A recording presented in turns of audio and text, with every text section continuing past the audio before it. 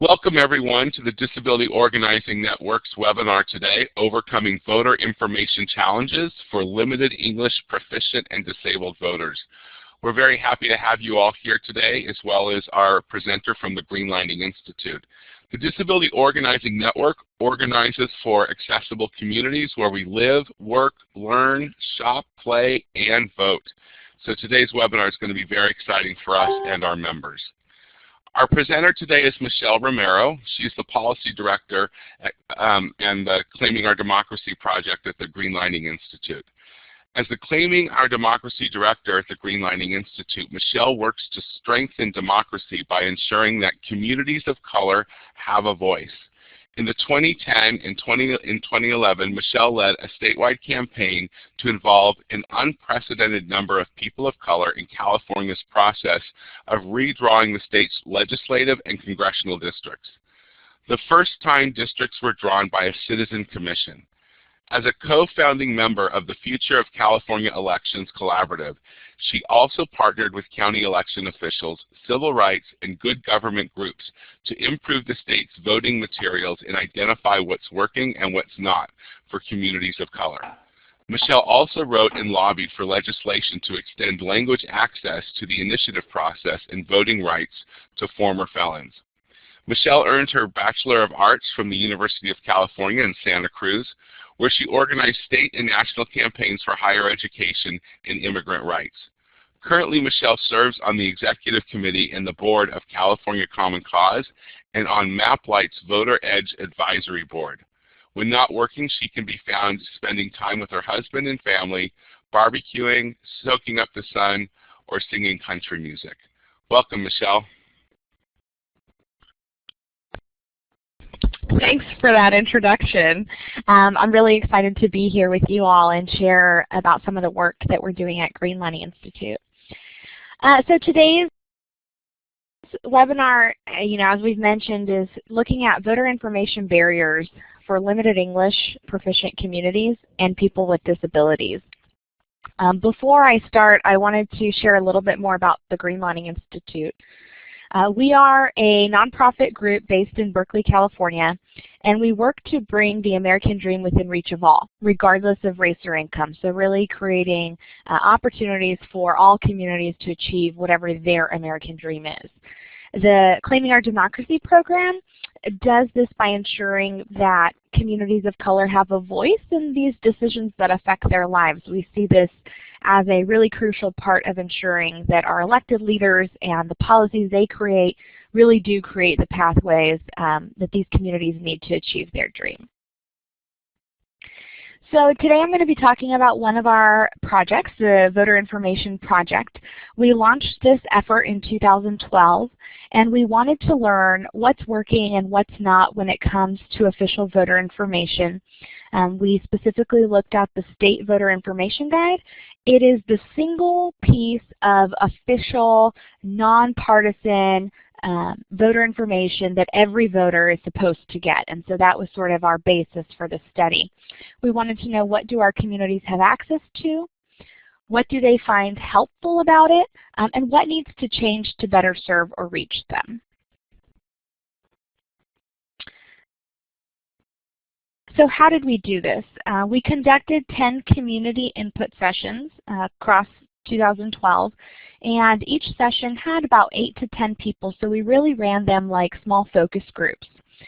We held these in various parts of the state, so up here in the Bay Area, down in LA, parts of the Inland Empire and Central Valley, and we talked to both frequent and infrequent voters. We specifically targeted Asian, Black, and Latino communities. We spoke with some communities that don't speak English very well. We included both seniors and students, and also held a session with people with disabilities. So what did we find? There are two key findings that really stood out for us. One, both limited English proficient voters and voters with disabilities reported having the most issues with obtaining in-language, accessible voter information before an election. So I mentioned the State Voter Guide is the single piece of information every voter gets. It turned out that wasn't always the case for people who didn't speak English very well or for voters with disabilities, and I'll talk a little bit more about that.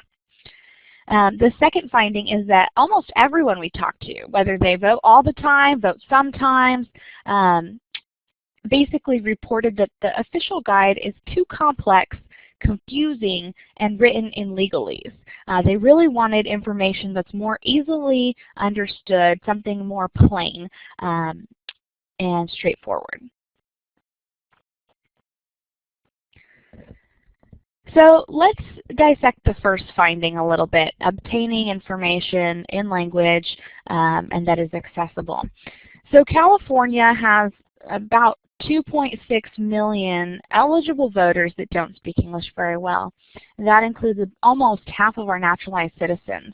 So about half of our naturalized citizens are limited English proficient. They may know some English or are learning English, but they're not fully proficient to read and understand and be fluent when navigating our democracy.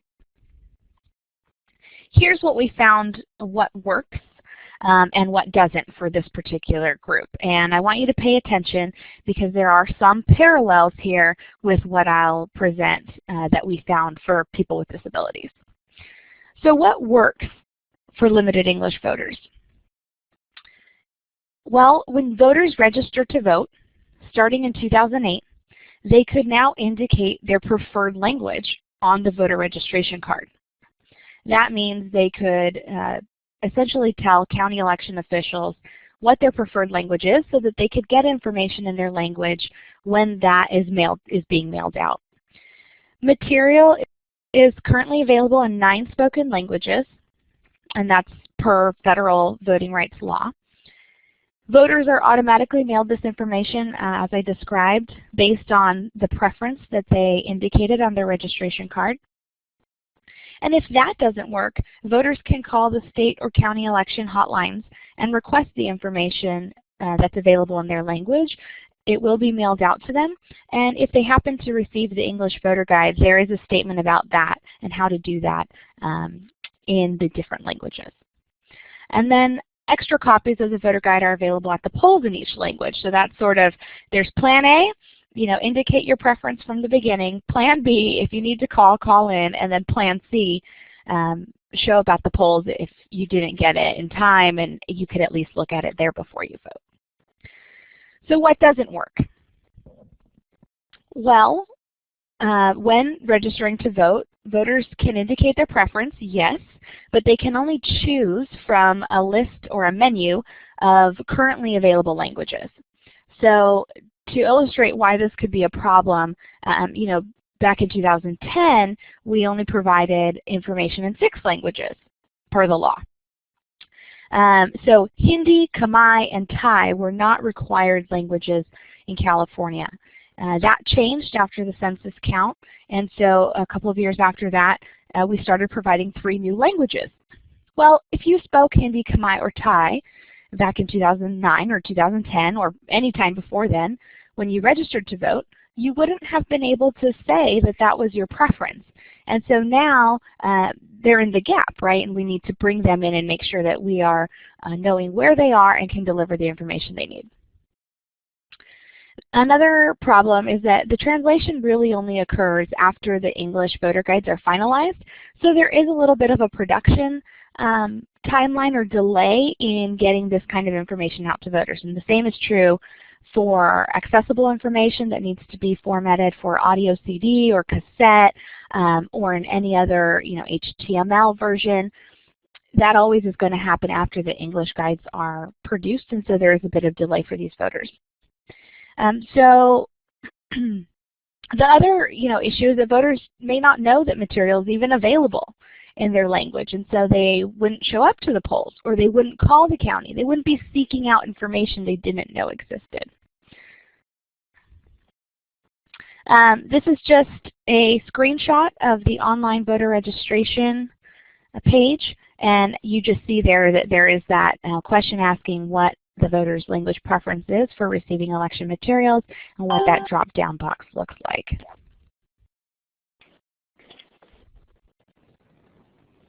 So voters with disabilities, what did we find works and what doesn't? Well, what works? Voters can call the state or the county hotlines to request information in the format they need. So whether that is an audio CD, an audio cassette, or something else that would be delivered to them. They can also go directly online to access some of the other formats like MP3 audio for download, HTML for screen readers, and even order some of these other materials like large print. That, of course, is Plan A. So for limited English proficient voters, that was Plan B, right? They can indicate their preference earlier. Yeah, so what doesn't work? What doesn't work really is that voters with disabilities can't indicate their preferred format or accessibility needs for voter information when they register to vote.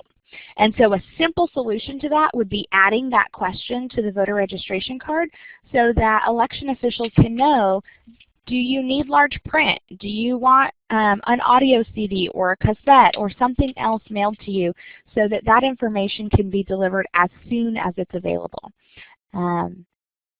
So what else doesn't work so far? Well, all desired formats for accessibility aren't currently available. Braille, for instance, is on my list here, but it's not something that the state currently provides. American Sign Language is new, so that's coming soon for this election, and they are beginning to translate some of the information into American Sign Language. But there is still some work to do to get all of the different languages and formats that you might want to be even available. And then again, there are some of the same issues in terms of that all of these formats and translations happen after the English is finalized, so there is a delay. And voters who need particular languages or accessible materials may not know what's available and so aren't seeking that out either. There needs to be some outreach and education around what is available.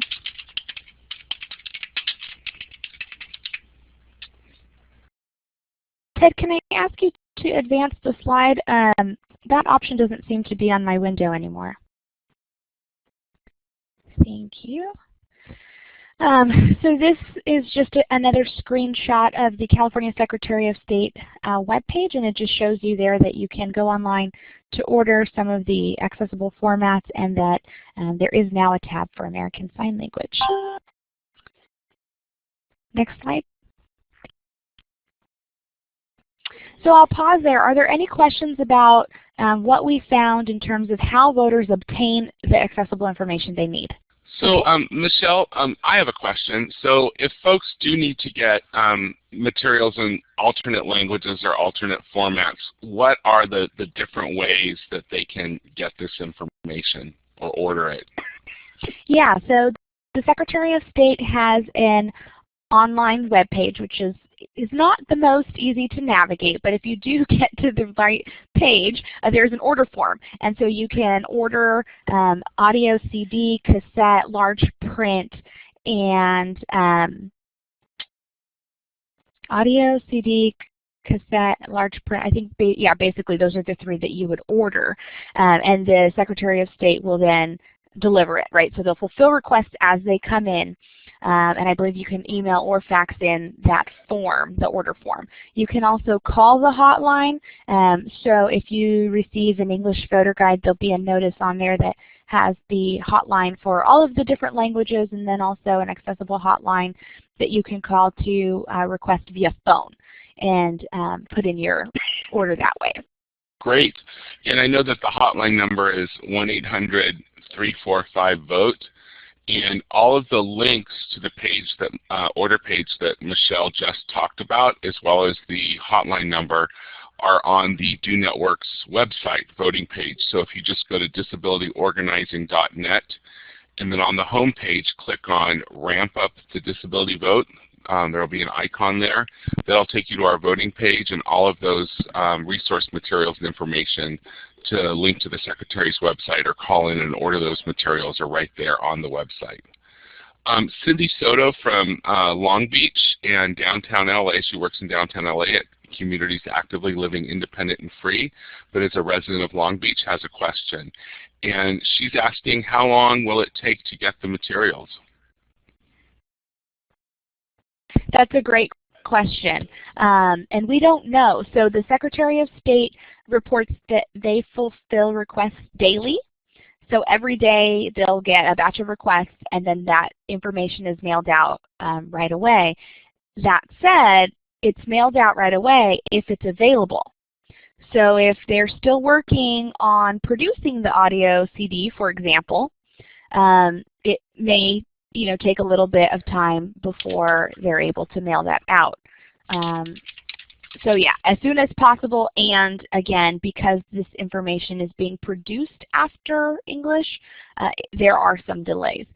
In our study, when we talked to some voters with disabilities, they actually reported calling in to request audio cassettes and not receiving them at all before the election. And so sometimes they may come after the election by the time it arrives, or not at all. And so there are some issues that we need to figure out where exactly the problem is.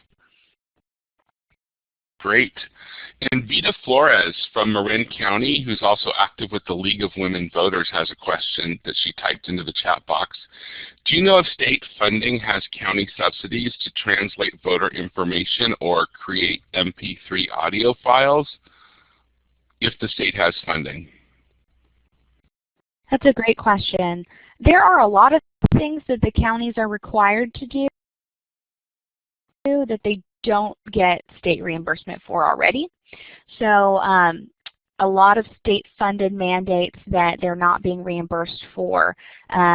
We actually started asking a couple of counties whether they even provide the same accessible formats as the state, and it sounds like that may not be completely consistent. So the state, for example, does do some translations into audio CD, and a county may only do audio cassette or vice versa.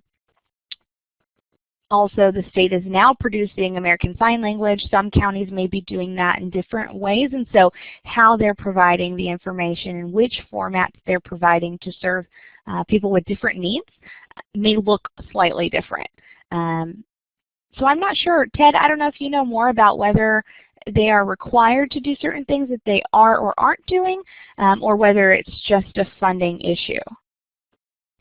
I believe the requirement, there's an assessment of the languages within that county.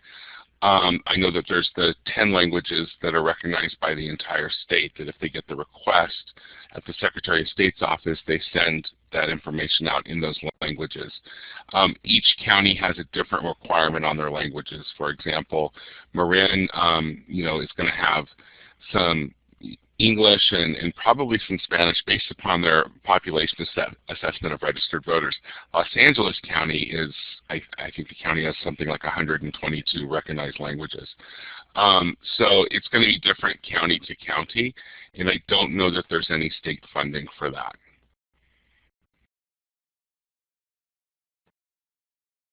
All right, any other questions? Great. So Michelle, do you want to continue on? Sounds good. Next slide. Okay, so I talked about two key findings. One was how voters can obtain the information they need, and then the second finding was about the quality of the information and the desire for voters to see more plain language, something that's not so complex and confusing. Plain language is communication that your audience and readers can understand the first time they hear or read it. And I will give you an example to illustrate what I mean. Next slide. So on my screen you'll see two examples of plain language. So this is voter instructions before plain language, so kind of what they look like today, and voter instructions after plain language if you would apply plain language principles. So here goes. This is voter instructions today. If you wrongly mark, tear, or deface any portion of your ballot sheet, replace the sheet in the secrecy folder and return it to the precinct board member and obtain another ballot. Voter instructions after plain language would look more like this. If you make a mistake or damage your ballot, ballot. Ask a poll worker for another ballot. Okay, so you see how plain language really is about making sure that the reader, your audience, can understand and interpret that information the first time, that it makes clear sense the first time they see or read it. The voter instructions today may take a voter a couple of times to understand what exactly is going on and who even a precinct board member is, so it's a little more confusing. There are some additional implications for translated material. So if our English voter guides are presented in a very formal or kind of legal way in terms of the language and the text that's used, when a certified translator receives that information and goes to translate it into another language, it's really part of their code of ethics to maintain that same level of formality and presentation. So English legalese is going to produce Spanish legalese, Chinese legalese, and so on and so forth. Of course, you know, that just complicates translations further when you're talking about different cultures and whether terms even are translatable. Next slide.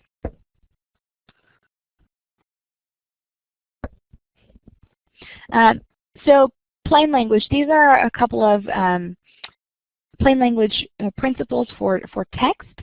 So plain language requires simplifying terms, using common words people understand, using active voice, not passive sentence construction, avoiding all caps lock. Apparently our eyes visually have an easier time reading and interpreting text when you use both uppercase and lowercase, so small differences like that help us receive and understand the information the first time. Also, maintaining an audience-appropriate reading level is really important. Most popular reading, so bestseller books, are written actually at a 5th grade reading level. When we did some tests on the state voter guide in various sections of it, we're seeing more like 10th to 16th grade level. Okay, so 16th grade level would be college, college education. That's quite high. We also see recommendations for leaving adequate blank space on the page, not trying to pack your page with text. It makes it easier for voters to identify specific sections and go to the information that they're looking for more quickly. Other things like using bullet points, charts, graphs, and visuals where possible help navigate information for voters, and using question-answer formats for heading. So it might say, "Where's my polling place?" ? And then under that section, talk to you about how you can find out where your polling place is. Next slide. I wanted to mention that plain language is not just about the actual language or the text, but is also about how it appears on the page. So information design is really key. This shouldn't surprise us considering our culture is even more focused on the visual. You've got internet and advertisements and all of this information that comes at us, that how information is presented and how it visually appears is really becoming increasingly important as well. So the League of Women Voters has conducted 30+ interviews with infrequent voters to find out how information design influences voters.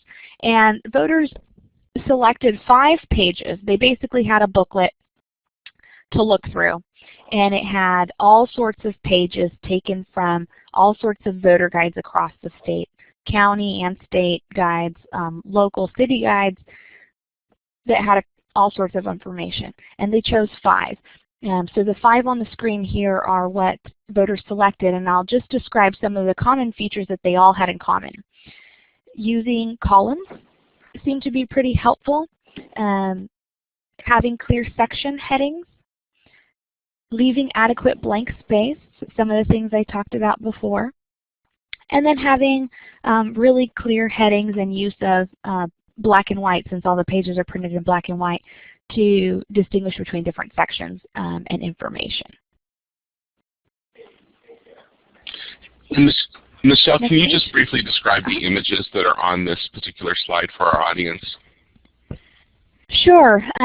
So why don't I pick out two because they all are pretty similar. The first is the quick reference guide. This is a page out of the state voter guide, and it basically has summary information about the ballot propositions on one page. There is one block of text that is for, in this case, Prop 30, and then it has a short, and they really are blocks, like little square blocks of text underneath that summary for both the pro and con. One proposition doesn't take up more than a fourth of a page, so everything really is organized in columns and little squares with bolded font headings or words to sort of start each new section. Another page that was selected as something voters identified as being really useful comes out of the Oakland ballot, and these are city council members who were all running. Again, there were 5 people running, and they basically put all 5 on one page, and in columns were able to show voters differences between candidates. So here is so-and-so, her name, her age, her occupation. There's a little summary about her, and that's all in a column. Next to her would be the next candidate, and so on and so forth. So the information is condensed in a way, summarized, shortened, right, clear, concise, and to the point, and gives people some information for comparison. Are there any questions about what I mean by plain language or how that would apply to voter information?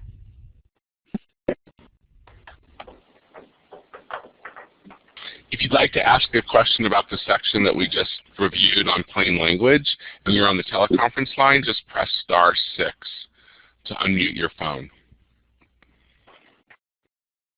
And if you're on the webinar system, you can just press the talk button at the top to ask your question. Otherwise, you can put your question in the chat box.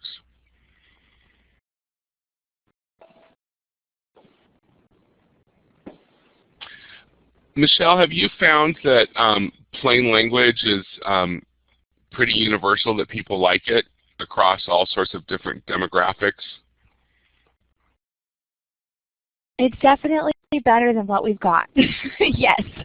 Plain language is audience focused, and I think this is a fundamental difference between how we produce information today and how I think we need to produce information. So plain language has audience in mind. It's always about how do we deliver or communicate the information that this person needs to know in a way that they can receive it. Where today I feel like a lot of the information that we produce is broadcast. So that would be, you know, I'm a state or a county agency, and I'm required to tell voters these 5 things. And so I'm just going to spit it out there and put it out there, and sometimes really use the legalese to make sure that I'm being accurate, unfair, and unbiased, because that is really important for these government agencies to do. The problem with that is, sure, you can check the box that you have said these particular things, but did anyone understand it? You know, that's really the fundamental question here. And when we write for plain language and we write for our audience, the answer should be yes. So yeah, so there's a difference there in plain language, and I think that that's why voters and people reading all this information and using all this information like that. Are there any more questions about plain language?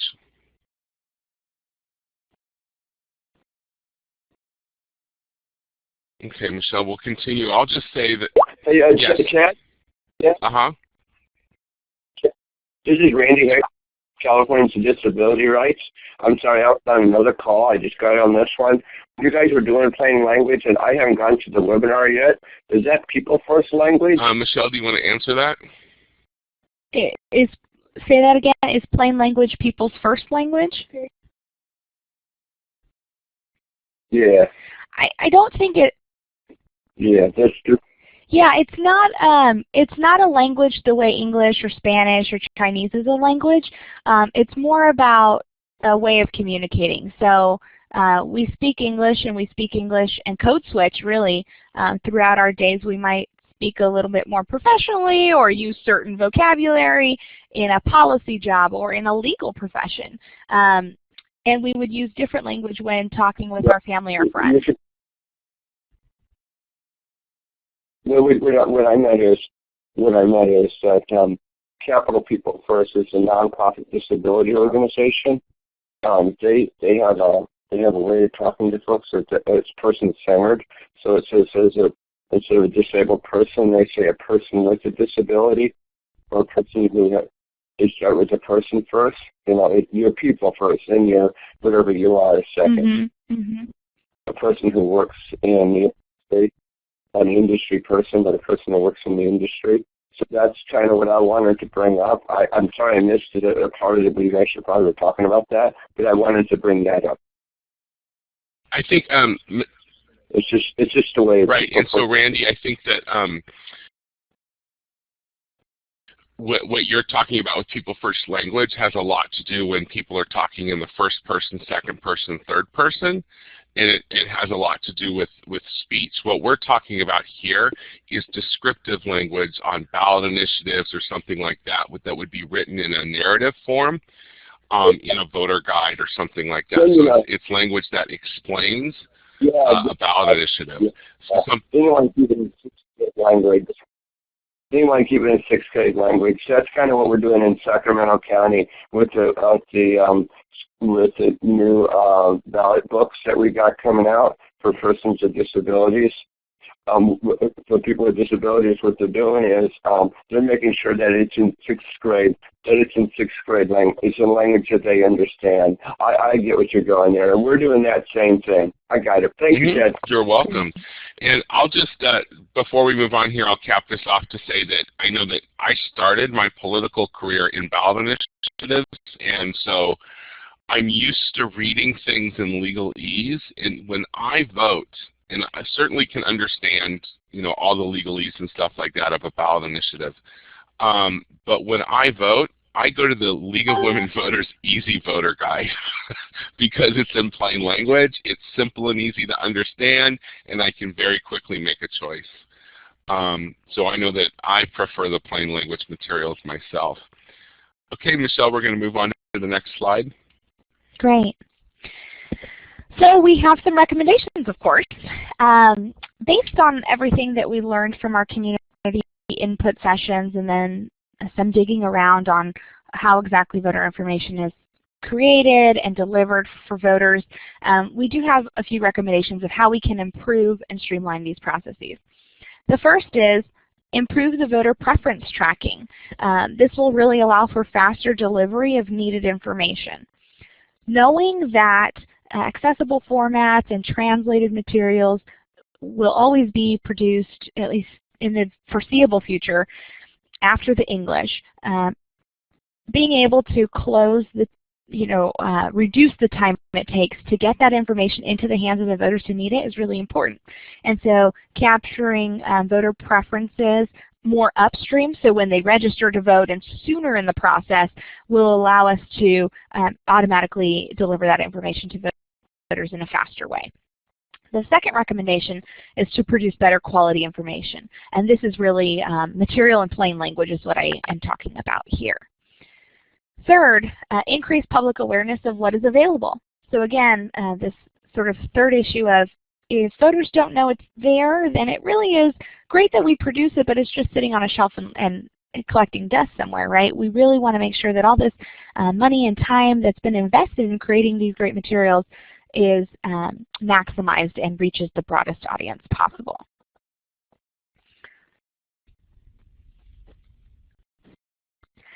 So unpacking the first recommendation to improve voter preference tracking, these are a couple of ways that we can do this. So for limited English communities, I mentioned that today when they register to vote, they can only indicate their preference if it's a language that material is already produced in. I think if we add a write-in option to allow people to just actually indicate their preferred language, it may not be material that's available today, but in a few years if that language becomes something that's added, will know where they are and can automatically bring them into the system and send them the information that they need. This could be good information for counties to have too, just to signal for themselves where they have pockets of voters who need a different language that isn't already provided, and empower counties to make decisions beyond what's currently required by law if they'd like to serve those voters in another way or have the capacity and resources to do that. The other recommendation is to track and update voters' preferences when they do call into these hotlines and when they are filling out these order forms and requesting information in another language. I'd say that's true also for voters with disabilities who are calling in and who are putting in their requests through the web order form. For voters with disabilities, though, we need to go one step more upstream and add to the question, what is your preferred format, or what accessible formats do you need for voter information so that they can actually fill into what they need and be able to get that information. Next slide. And just before we go to the next slide, this one has an image of 3 concentric circles slightly overlapping each other.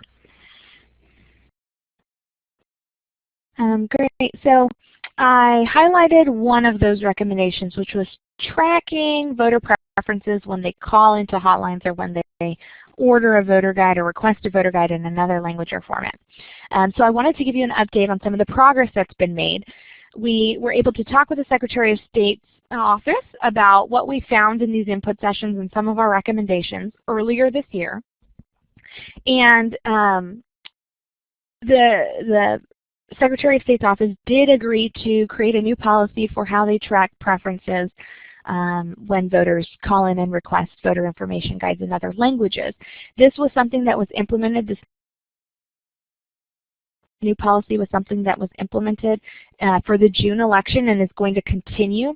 And essentially how it works is as voters request foreign language voter information guides by phone, in person, or by the web form, the Secretary of State staff is collecting the voter's name, address, the language requested, the county they're from, and their phone number.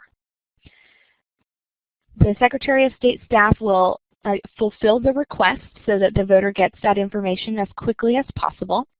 But they're going to now do one more thing and provide the voter information that they've collected to the counties. They'll put it in a spreadsheet and send it to the counties so that the counties can update the individual voter's record. What that'll do is allow that voter, allow the counties and allow election officials to know that voter's preferred language so that the next election they don't have to call again. This again will shorten the timeline, right? Now they'll be in that batch that gets mailed out to them once, Spanish is available or whatever that language was that they needed. Next slide.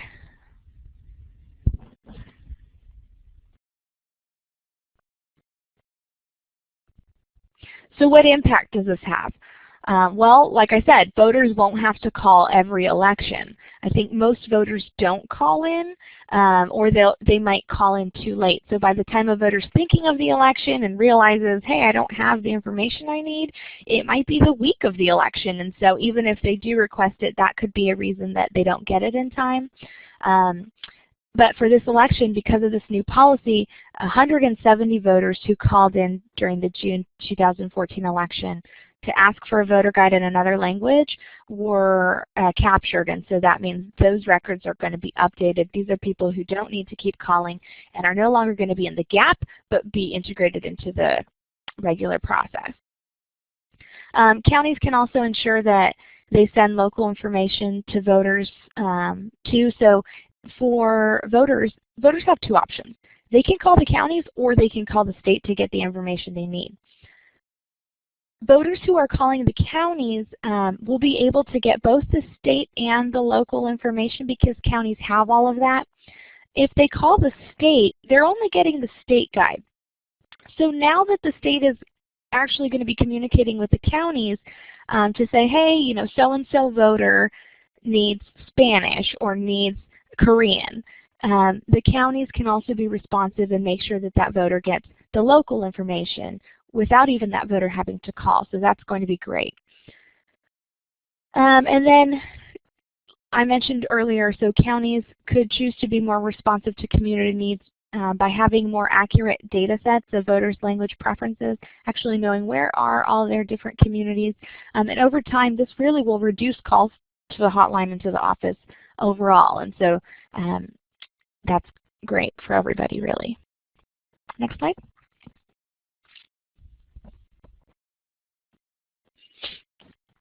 So how does this apply, or how do we translate this to voters with disabilities?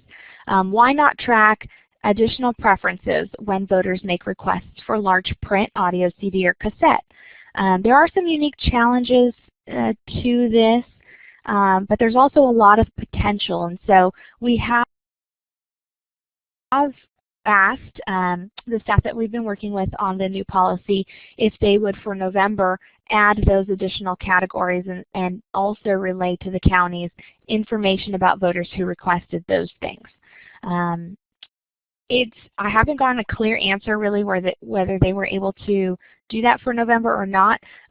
There's not really a reason they couldn't do that. I think some of the question is around whether counties actually provide that information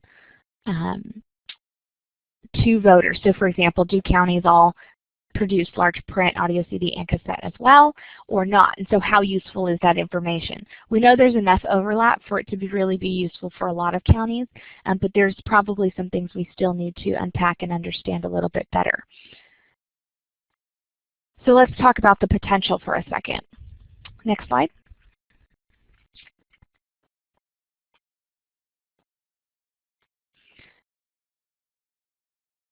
This is data I received from the Secretary of State's office. It is the number of voter information guide requests that the Secretary of State received for large print, cassette, and CD during the November 2012 election. It's also broken down by language. So some people who needed an audio cassette needed that audio cassette in Japanese, for example. The total number of voter information guide requests in November 2012 for these three things was almost 10,000. So you've got 10,000 potential voter records that could be updated if we tracked that information and related to the counties. Actually having a far greater impact than what we did in June around just looking at language. And you see here that we're actually capturing a lot of people who don't speak English very well, who also needed an accessible format by including large print, cassette, and CD when we track voter preferences. So there's a ton of potential here. Next slide. So just to kind of close the loop on that, we're going to continue working with the Secretary of State's office on ensuring that they do add those three additional categories to their preference tracking process and this new policy. I think it's really important to capture all voters, and that helps everyone out, reduces the number of hotline calls they get, and gets the information out to voters that they need. Aside from that, the other focus is on addressing that second problem, which is, really needing more quality information and plain language information. So our recommendation is adopt plain language for all information. We've had conversations with the Secretary of State about this. One of the tricky things is that the state voter guide, so just looking at the state voter guide, is produced by multiple people. The Secretary of State sort of leads the project, and they produce several of the pages of voter information around your polling place, how the state election works, so the top two primary system, state measures, statewide candidates, but they don't produce ballot measure analyses, for example. The Legislative Analyst Office does that. And the Attorney General writes the title and summary. So there's sort of different players who are all crafting different pieces of the voter guide, and it becomes one voter guide at the end of the day. So to implement plain language, we really need to look at all three of those offices.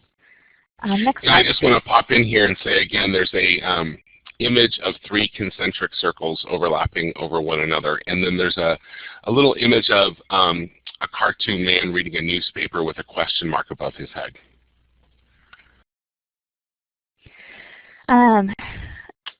So despite the complications in how we really make sure that all the information in the voter guide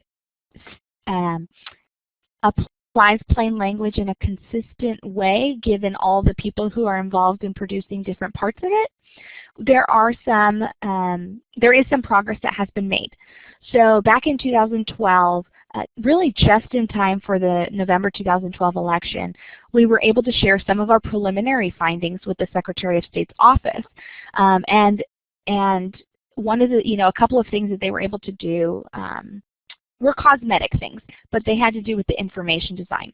One of the things that we had heard in our community input sessions was that, for instance, when voters were flipping through the ballot measure pages, it sometimes took them a second to realize that they had flipped to a different ballot measure, and so they were reading through information. They'd get to the next page, continue reading, and it'd take them a while before they realized, wait, this isn't the same measure as that other one. And because all the pages looked the same, there wasn't a visual way for them to know that this was the end of one measure and the start of a new one. So the Secretary of State added these phone book style tabs that you see in your voter guide today. And it was a way for people to, one, easily flip to the proposition numbers that they were interested in, and then also know when they were on a different proposition page now, and sort of visually indicate for them that change. For this year, they also agreed to reduce the use of all caps lock, again, just making it easier on the eye. And so cosmetic things here, right? What we've learned is that, again, the Secretary of State only has purview over certain pages and some of the layout. Some of the worst language in the voter guide, like how the top 2 primary system works, is actually written into law. So there are some statutes that say in the voter guide you have to have this block of text.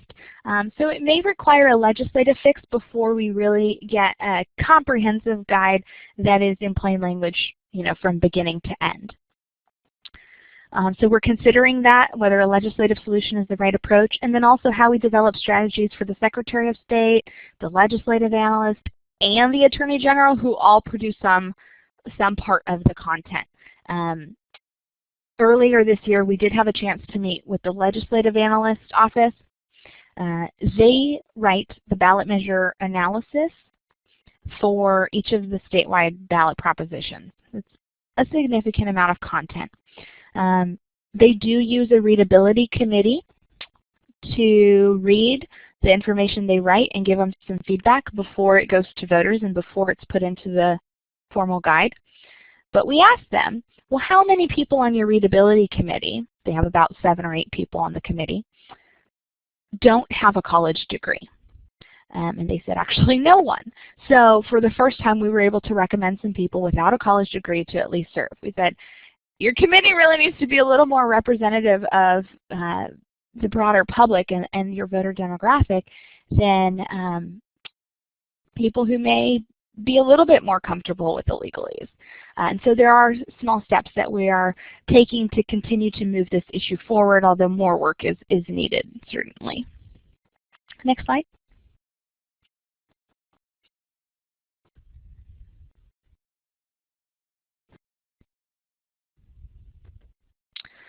And then lastly, not to forget, we do need to continue increasing public awareness of what's available.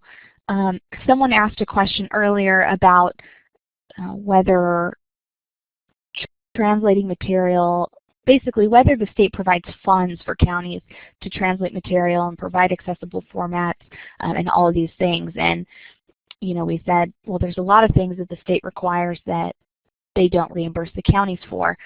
Outreach is definitely one of those things, and outreach isn't necessarily required. You don't have to do these 5 things for outreach, but it's really important to make sure that voters know what information is available, how to get it, right, and feel empowered to do so. So we would recommend implementing a targeted public outreach strategy to promote the availability of materials using ethnic media, community-based organizations, and a number of other strategies. And then also use a data-driven approach to measure impact. How do they know that running certain public service announcements on certain radio stations increases the number of voter guides in a particular language that are being used, that kind of thing. Next slide.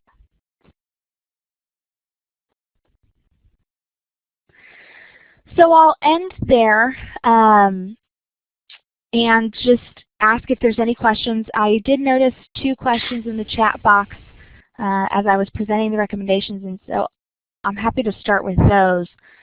One question I think I answered was, is the Secretary of State also tracking orders from people with disabilities for alternate formats of the voter guide and reporting it to the counties? The answer is no, they haven't been. I don't know if they are doing it now for November or not. It's something we asked for before the November election season, and we've talked about it. They've said it's probably something we could and should do, but I haven't gotten a definitive yes, we are doing this for November, so I'll have to update you when I know for sure. The other question in the chat box is, would a plain language legislative fix be replacing the current text, for instance, of the top 2 primary, or would it be in addition to the current text? I've thought about a couple of ways to do this. So one is, going to those particular laws where it says, you need to explain the top 2 primary in this way, and it has a block of text that you would basically copy and paste into your voter guide. Currently, if you look at that, it's written really in legalese.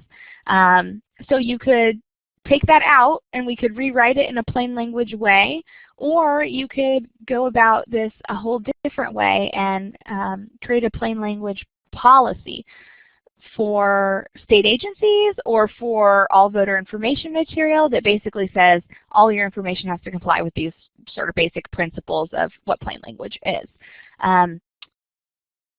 Several of our presidents have adopted different plain language standards and required the Federal Register or federal regulations or federal agencies to produce all their information in plain language. Our state hasn't adopted anything similar. Oregon tried something, I want to say 2006 or 2007, for their state agencies to produce all their information in plain language. How that gets implemented is really important, not just creating the policy, but really making sure that it's implemented in a way that's consistent with what the goals were. But that's something we could try in California. Are there any other questions?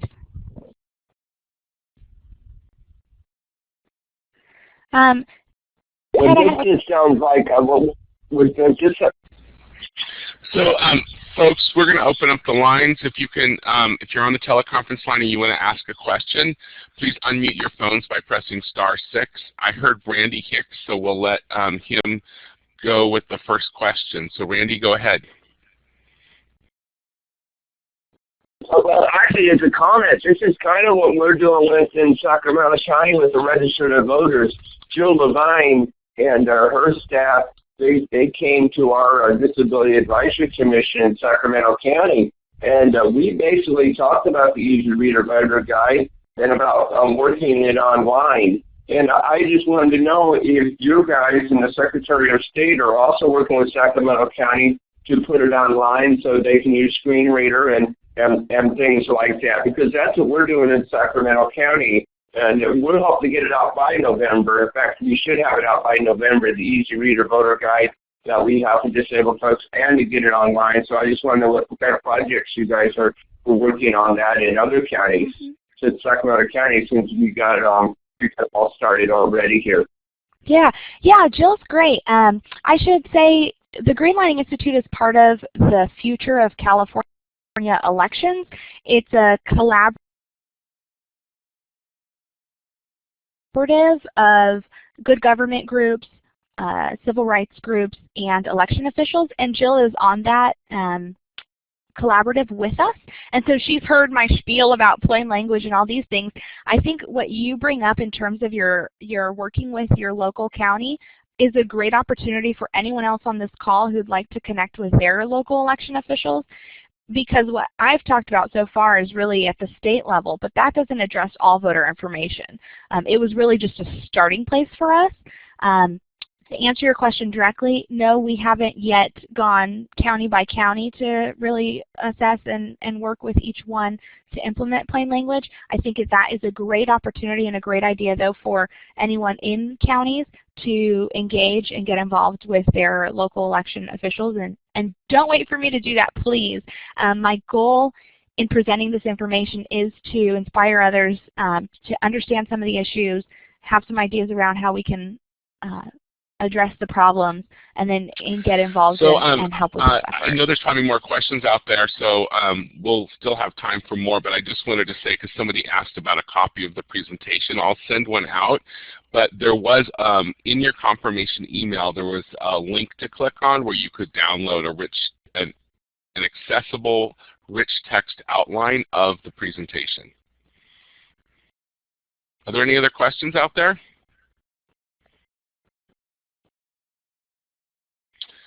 Well, great. Thank you very much, Michelle. It's been wonderful to hear from you, and there's so much content in this morning's webinar. It's very exciting that all of this work that you've done and the road we have ahead of us to make elections more accessible for a wide range of people. One more question. One more question? Okay. And yeah, just in terms of what kind of working group have you gotten with the disabled people? I mean, when you go out and do this, have you guys kind of put samples out there already and see what kind of feedback you've been getting on your new voter guide? Like you have a working group that's in fact, we worked with Michelle at Greenlining Institute when the testing that she did that was talked about in the earlier part of this webinar. We pulled together people with disabilities to be part of her study, and they met in downtown Los Angeles. Okay, are they going to come to Sacramento and other counties? You can do this for county by county just to get feedback? I think as we move forward, there will be more opportunities.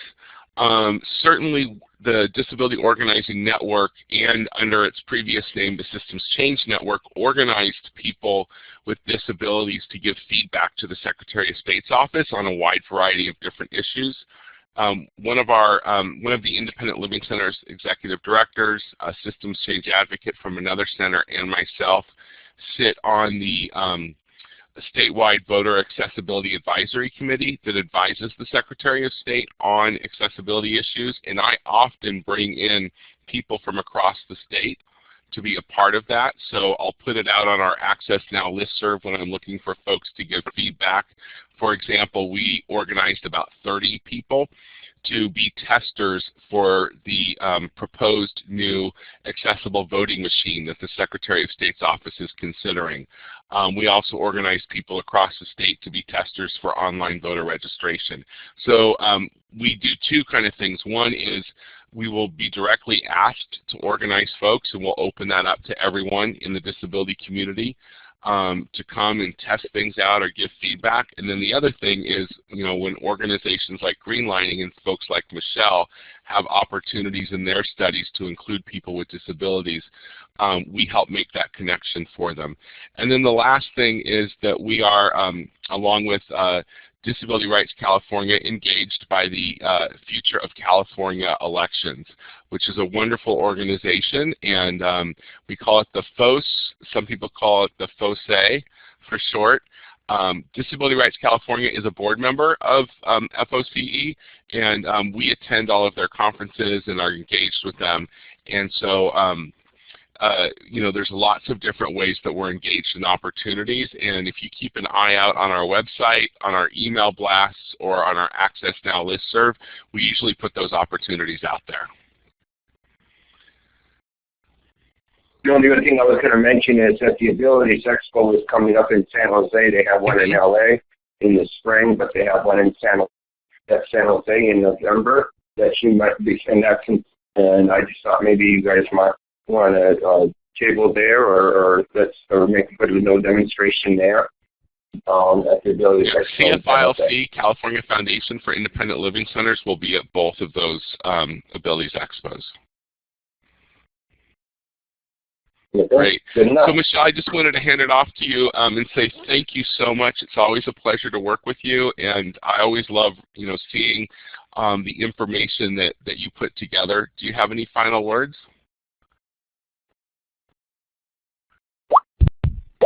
I was on mute.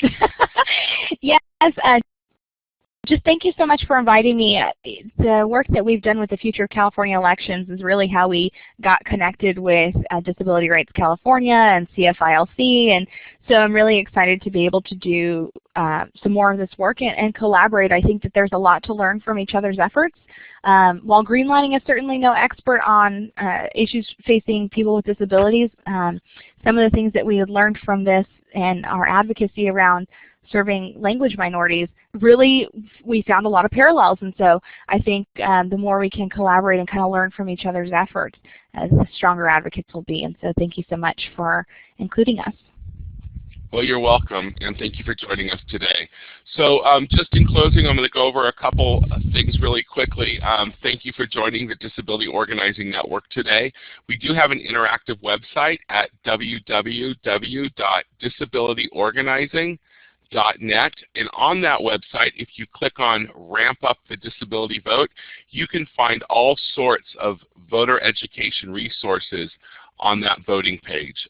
It's our Election Center 2014 for people with disabilities, and we will soon be posting our candidate surveys. We email blasted the responses from our candidate surveys out last night, and they will soon be up on that web page. You can also check us out on Facebook, and facebook.com/donetwork.org.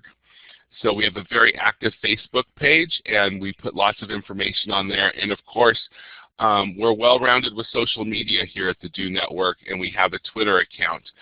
We tweet a lot, and especially right now, we've been tweeting a lot about the election, and most importantly about the Secretary of State's race, which is the race to watch. And our Twitter handle is @DoNetworkOrg. There's no dot between work and org. It's just straight through, @DoNetworkOrg. And today's webinar will be archived and put up on our website in 7 to 10 business days. To view the archived webinars, you just go to disabilityorganizing.net, then click on Trainings and Events at the top, and then click on our Training Archive Library. And there's the link to go directly to it. And of course, we always want to get better at what we're doing here and providing information and webinars for the community. So thank you for participating today, and we would really appreciate it if you would share your experience with us by completing the survey. Your feedback is highly valued, and your participation is greatly appreciated for our future webinar opportunities. When you exit the webinar platform, a pop-up training survey will appear. Thank you all very much. Have a nice day.